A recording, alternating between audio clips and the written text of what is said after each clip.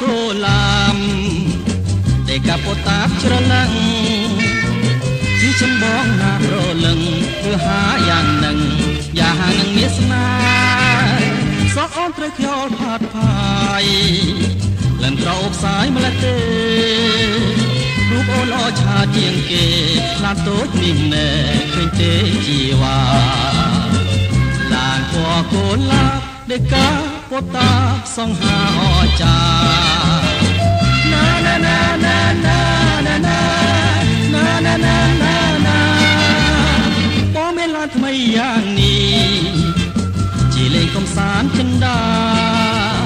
ប្រកាសចាយតាមត្រូវការយ៉ាងណាមិនខ្វះទេអូ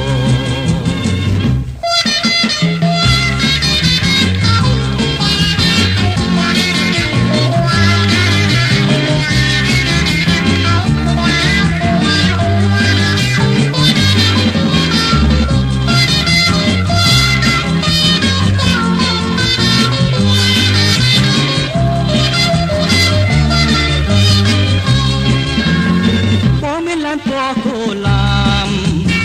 តែកាពតាច្រឡឹង